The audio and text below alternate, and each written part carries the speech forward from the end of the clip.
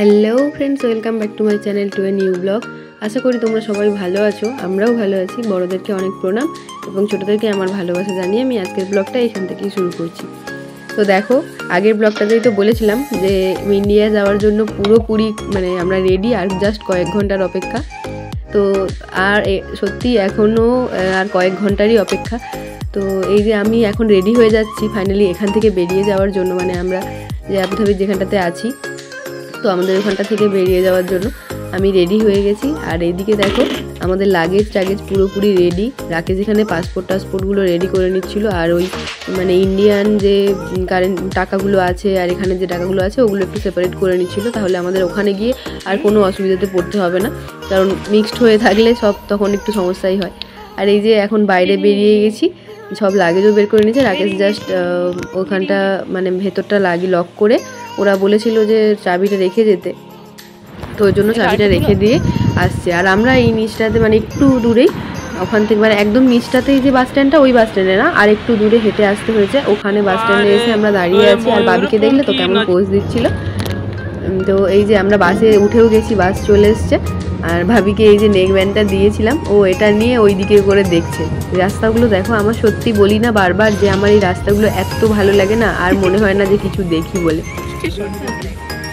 এই রাস্তাগুলো দেখতে দেখতেই সারা দিনটা যেন কাভার হয়ে যায়। কিন্তু এখানে এই একটা সমস্যা যে একা একা থাকতে হয়। চলো এইসব কথা আর বলে লাভ নেই, যেহেতু আমরা বাড়ি যাচ্ছি এখন, খুবই এক্সাইটেড। আর ওই দেখো দূরে যে ওই মস্কটা, আগের বছরটা আমরা এসেছিলাম না, তো তোমাদের সাথে শেয়ার করেছিলাম ওই ভিডিওটা, ওই গ্র্যান্ড মস্ক ওটা।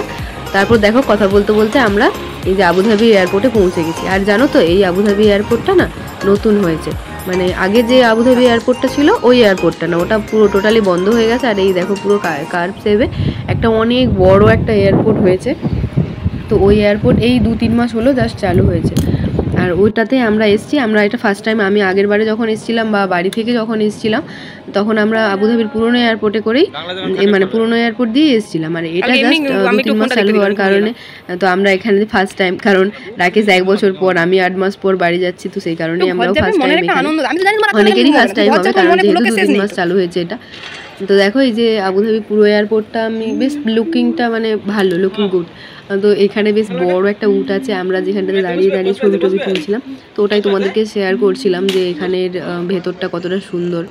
আর দিনের বেলাটা এসেছি তো আরও অনেক ভালো লাগছে, কারণ বাইরের এটাও ভিউটাও আমরা দেখতে পাচ্ছি। রাত্রেবেলা আসলে কি হয়, চারিদিকে শুধু লাইট আর লাইট, আর তো ন্যাচারাল যে ভিউটা সেটা তো বুঝতে পারা যায় না লাইটের আলোতে। তারপর দেখো আমরা ওখান থেকে আসার পর আমরা এখানে একটু ওই লিকারের একটু দোকানে এসেছিলাম, ফরেন লিকারগুলোর, কারণ এখানে অনেক ব্র্যান্ডেড জিনিস পাওয়া যায়। তো আমাদের ওখানে একজন বলেছিল জামাইবু যে এখান থেকে কিছু নিয়ে আসতে, তো সেই জন্যই আমরা এখানে দেখছিলাম। তো এগুলো অনেক হাই রেঞ্জের এবং হাই কস্টলি, ভীষণই কস্টলি।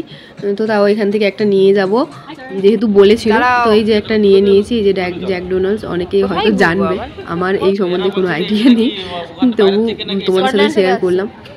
তারপর দেখো এই যে চলমান যে এগুলো হয় না, সিঁড়ি না, ওই যে এক্সেলেটারের মতো যেগুলো হয়, ফ্ল্যাট যেগুলো দাঁড়িয়ে থাকলে হাঁটা, এগুলো কি বলে আমার জানা নেই। তো বাবি শুধু ওটাতে উঠবে, ও ওটাতেই মজা পাচ্ছিল। তো ওখান থেকে তো আসার পর আমরা এখানটাতে ওয়েটিং যে জায়গাটা, এরিয়াটাতে বসেছিলাম।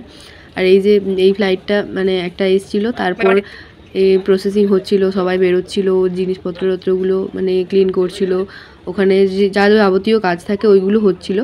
তো আমি ভাবলাম একটু শেয়ার করি। আর এদিকে দেখছি রাকেশ আর বাবি, তো রাকেশ এখানটায় শুয়ে গেছে, এখানে যে এরকম যে চেয়ারগুলোতে থাকে ও ওখানটাতে আছে, আর বাবি সাইডেই আছে। তারপর কথা বলতে বলতে আমরা মাঝখানটাতে একটু খাওয়া দাওয়া করেছিলাম। আমার ফোনের মেমোরিটা অনেকটাই কম ছিল, সে কারণে আমি বেশি করে ভিডিও করিনি, অল্পই শেয়ার করছি তোমাদের সাথে। তারপর দেখো আমরা এই যে বাবি শুধু ওদিকে করে পালিয়ে যাচ্ছিলো, জানো তো, লাইন থেকে বাইরে বেরিয়ে, ওর জন্য হাতটাকে জোর করে ধরে রেখেছিলাম। আর দেখো এই যে এখানটাতে আমাদের চেকিং শুরু হয়ে গেছিলো, আমরা ভেতরে চলে যাচ্ছিলাম। আর বাবি তো যেই ছেড়ে দিয়েছি দূর করে ছুটছে।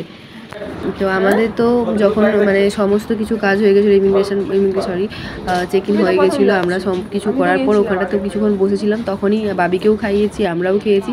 তো ওখানে অনেক বাঙালির সাথে পরিচয় হয়েছিল। তো রাকেশ আমাকে বলছিল যে তুমি পরের বারে আসতে পারবে তো, তখন আর তোমার ভয় করবে না তো, দেখো এখানে সবাই বাঙালি, যদি কিছু প্রবলেম হয় তুমি ওদেরকে বলতে পারো। তো আমি ভাবলাম হ্যাঁ ঠিক আছে তাহলে। তো তারপর আমরা সিট নাম্বার খুঁজে চলে এসেছিলাম। আমরা অনেকটা দূরেই সিটটা নিয়েছিলাম, মানে একটু বাথরুমের সামনাসামনি করে, যাতে চট করে একদম বাথরুমের সামনে না, মানে একটু সামনে আর কি। তো আর যেহেতু মঙ্গলবার, তো সেই কারণে বেশি ভিড়ও ছিল না, ফ্লাইটটা ফাঁকাই ছিল। আর এই দিকটা পেছন দিকটা থাকলে আমরা নিজেদের মতো করে বসতে পারবো। তো সেই জন্যই এখানটাতে বসেছিলাম। আর বাবিকে দেখো এইখানটাতেও ওকে দুষ্টুমি করতে হবে। তো এই যে এখানে বসে ওই করছিল, এখানে যে কাগজপত্রগুলো থাকে সেইগুলো নিয়েও খেলা করছিল। আর এই যে এয়ার হোস্টেস যারা থাকে না, ওরা দেখাচ্ছিল যে ওদের যে রুলসগুলো থাকে, মানে কোনো কিছু হলে কীভাবে কী করতে হবে, মাস্ক কেমনভাবে পরতে হবে, এগুলো কেমনভাবে পরতে হবে, ওইগুলোই দেখাচ্ছিল। তো তারপর আমাদের ফ্লাইট ছেড়ে দিয়েছে। তো আস্তে আস্তে করে আমরা এগিয়ে যাচ্ছি আমাদের ইন্ডিয়ার দিকে, আমাদের গন্তব্যের দিকে। তো মানে ভীষণই এক্সাইটেড ছিলাম। রাকেশ তো মানে এত এক্সাইটেড, 1 বছর পরে বাড়ি যাওয়ার জন্য বক বক বক বক করে যাচ্ছিলো। ওকে আমি বলছিলাম তুমি চুপ করো, আর কথা বলো না। ও বলছে এতদিন পরে বাড়ি যাচ্ছি, সত্যি ভীষণ আনন্দ হচ্ছে। এই দেখো আমাদের ফ্লাইটটা ওপর দিকে আস্তে আস্তে উঠে যাচ্ছে। দেখো এগুলো দেখে বুঝতে পারছো নিশ্চয়ই, অনেকটা আস্তে আস্তে ওপরে উঠছে। তো এবার আস্তে আস্তে এইগুলো ওপরে উঠতে উঠতে এগুলো পুরোটাই হেজি হয়ে যাবে। তো এই এই জিনিসগুলো না সত্যি দেখতে দারুণ লাগে। যখন একেবারে ওপরে উঠে যায় তখন তো আর কিছু বোঝা যায় না। এই জায়গাটা দেখো পুরো পুরো মানে আবুধাবি যে সিটিটা পুরোটা দেখা যাচ্ছে, মানে এই জিনিসটা সত্যি দারুণ লাগে দেখতে। তো তারপর দেখো আস্তে আস্তে ওপরের দিকে মানে খুব স্পিডলি উঠে যায়। তারপর এখানটা তো পুরো ব্ল্যাক হয়ে যায়, আর কিছু দেখা যায় না অনেক পরে। তারপর আমাদেরকে এখানে খাবার দিয়েছিল, এই যে একটা ছিল চিকেন টিক্কা বার্গার ছিল, আর একটা ছিল ওই চিকেন জিঙ্গার যে স্যান্ডউইচগুলো হয় ওটা ছিল। আর রাকেশ এখানে নিয়েছিল যে পরোটা আর চানা। তো ওইগুলো খাওয়া দাওয়ার পর দেখো আমাদের কীভাবে 4.5 ঘন্টা এর মধ্যেই কেটে গেল। তারপরে এই দেখো, দেখে বুঝতে পারছো না হয়তো, আমি বলে দিচ্ছি এটা কলকাতা। তো আমরা কলকাতা এয়ারপোর্টে অলরেডি ল্যান্ড করে গেছি। ল্যান্ড করলে কি হবে, মনটা এতটাই মানে হচ্ছিলো যে বাড়ির সামনে এসেও বাড়ি যেতে পারছি না, মানে কারণ আমরা ল্যান্ড করেছিলাম তোমার 1টা করে। তো 1টা করে অত রাত্রিতে তো পার্সোনাল গাড়ি ছাড়া ওখান থেকে বেরোনো যায় না। আর আমরা ওলা উবেরের ওপরে অতটা ভরসা পাইনি, কোথায় রাত্রেবেলায় কি হবে। ওই জন্য ভাবলাম একটুখানি ওয়েট করে যাই। ওখানে অনেকেই ওয়েট করছিল। দুর্গা ঠাকুর, দুর্গা ঠাকুর, দুর্গা ঠাকুর, কি দেখছো দেখি, এদিকে ঘোরাও, মুখ ঘোরাও, কি দেখছো? তারপর যেটা বলছিলাম যে অনেকেই ওয়েট করছিল, সবার সাথেই কথা হচ্ছিল। ওরাও বলছিল যে একটু আলো ফুটলেই যাব। আমরাও ভরসা পাচ্ছি না ট্যাক্সি নিয়ে বেরোতে, যেহেতু ইন্টারন্যাশনাল ফ্লাইট অনেক কিছুই থাকে, তো সেই জন্যই। তো তারপর আমরা এই 4টে করে বেরোলাম। আমার আর ভালো লাগছিল না, মানে বসে বসে মশা কামড়াচ্ছিল, মাথা ধরে যাচ্ছিলো, মানে বেকার লাগছিলো। প্রায় 2-3 ঘন্টা ওখানে ওয়েট করেছি। তারপরে যে ট্যাক্সি, আমরা তো মানে বেরোতে না বেরোতেই এই দাদাটা চলে এসেছিলো, মানে ওই ট্যাক্সির যে হয় না এখানে থাকে। তো ওরা এসে আপনাদেরকে বললাম ঠিক আছে চলো তাহলে। আমাদের বাসে যাওয়ার প্ল্যান করেছিলাম, মানে ভেবেছিলাম, কিন্তু বাসটা 6টার আগে ছাড়বে না, তাই ভেবেছিলাম ওই হলুদ ট্যাক্সিগুলো নিয়ে নেবো। তারপর দেখলাম এটা পার্সোনালি কারের মতো একটা কার।